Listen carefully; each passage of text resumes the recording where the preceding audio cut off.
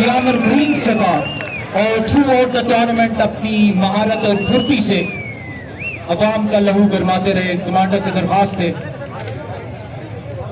कि 2 लाख का चेक अपने दस्ते मुबारक से पेश करें।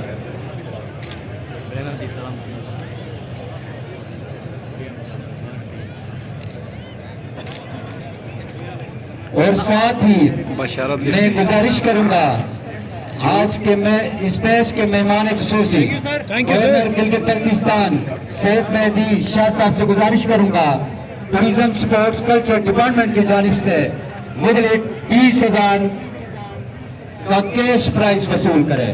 और साथ ही सेक्रेटरी टूरिज्म जमीर अब्बास साहब से मैं गुजारिश करूंगा